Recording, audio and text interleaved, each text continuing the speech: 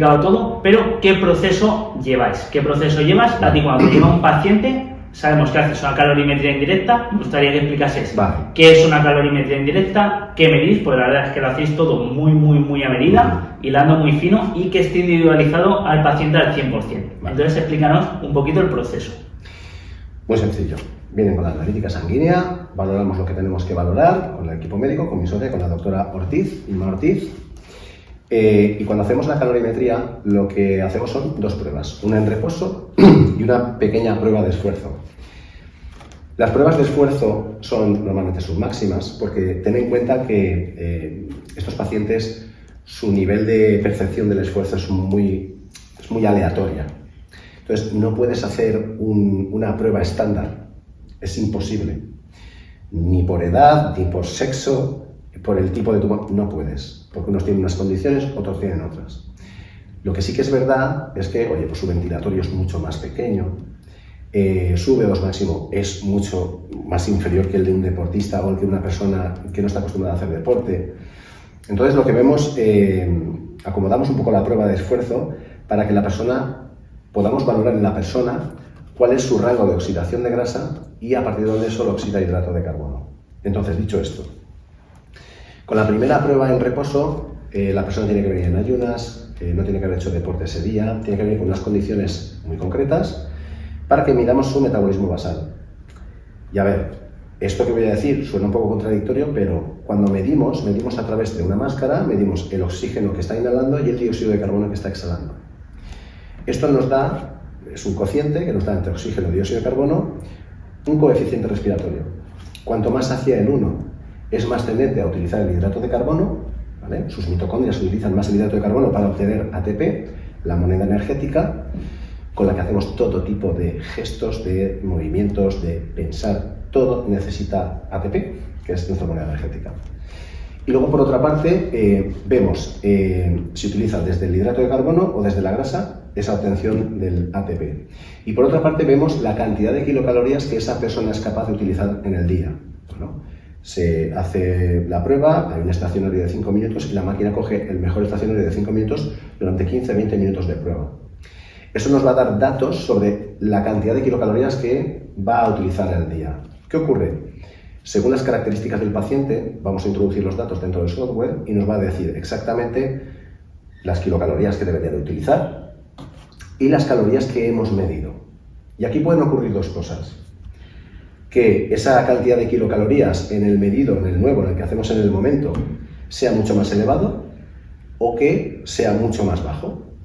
Normalmente en pacientes oncológicos, en los que en la gran mayoría hay una disfunción mitocondrial, en otros no tanto, el tumor no llega tampoco a hacer ese daño en la mitocondria, puede darles una energía X, pero también ocurre en la fatiga adrenal y ocurre en otras patologías como el COVID, por ejemplo. Produce una disfunción mitocondrial a todos los niveles y pues, en lugar de un gasto de 1.500 tiene de 750 de 800. Tú a esa persona no le puedes hacer una restricción calórica, así hay que mejorar la composición corporal, te lo estás merendando, ¿vale?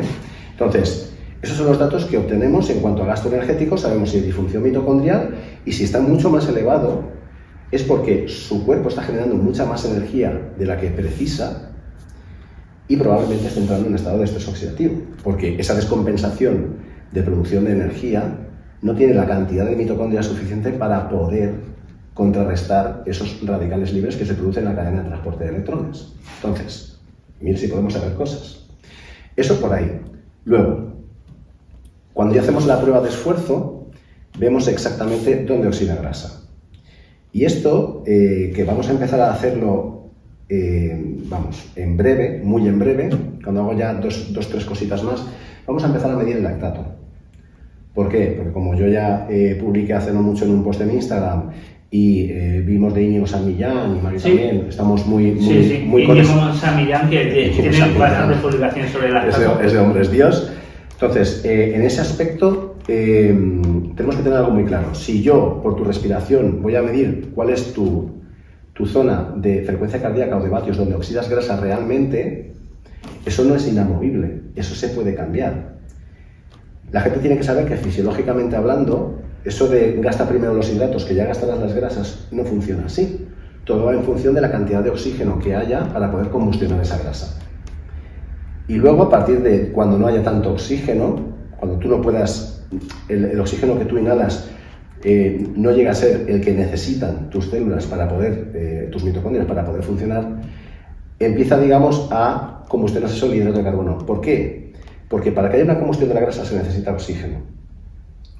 Y para el cuerpo es mucho más fácil oxidar en unas condiciones muy de gran esfuerzo hidrato de carbono que no le cuesta nada de energía metabolizarlo, y la grasa sí.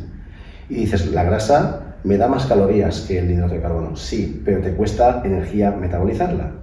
Y el hidrato no. Por eso en momentos livianos y de reposo utilizamos la grasa, porque hay oxígeno y porque no hay un alto impacto y nuestro cuerpo nos permite utilizarlo. Y luego además, cuando ya no hay oxígeno y hay una demanda fuerte, tu cuerpo, por una cuestión de eficiencia energética, va a querer utilizar el hidrato de carbono. Esto es lo que hay sobre la mesa, pero ahora sabemos que realmente la llave reguladora de todo esto, del FAT-OX y del FAT-CHO, que son los hidratos, es el lactato. Porque hasta ahora se pensaba que el lactato era un metabolito de la combustión del hidrato de carbono que era limitante. Ahora sabemos que no. Ahora sabemos que ese lactato es la llave reguladora real de la oxidación de grasa y de la oxidación de hidrato de carbono. ¿Por qué? Porque cuando alcanza niveles entre 4 a 6 minimoles, paraliza completamente el FAT-OX y activa el hidrato de carbono.